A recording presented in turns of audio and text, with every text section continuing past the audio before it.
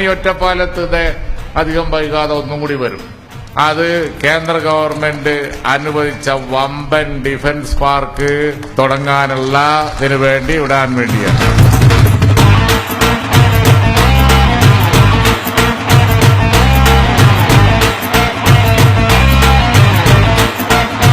കേന്ദ്ര സർക്കാർ startup policy ഈ 2016 നടപ്പിലാക്കാൻ ആഗ്രഹിക്കുമ്പോ സ്റ്റാർട്ടപ്പ് പോളിസി ഇന്ത്യ രാജ്യത്ത് ആദ്യമായി നടപ്പിലാക്കിയത് ഉമ്മൻചാണ്ടിയുടെ ഗവൺമെന്റിന്റെ നേതൃത്വത്തിൽ പ്രിയപ്പെട്ട കുഞ്ഞാലിക്കുട്ടി സാഹിബാണ് എന്നുള്ളത് അഭിമാനത്തോടെ കേരളത്തിലെ യുവാക്കൾ പറയുന്ന ഒന്നാണ്.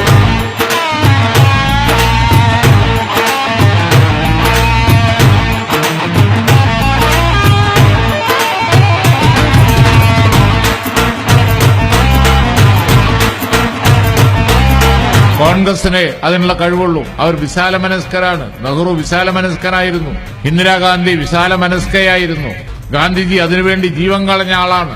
അങ്ങനെയുള്ളവർക്ക് ഇന്ത്യ രാജ്യത്തെ കൊണ്ടുപോകാൻ പറ്റുള്ളൂ. അല്ലാതെ നല്ല കോട്ടും സൂട്ടും ഇട്ട് അയിമൽ അവനാന്റെ പേരും എഴുതി വെച്ചാൽ ഇന്ത്യ ഭരിക്കാൻ കഴിയുമെന്നാരും കരുതണ്ട.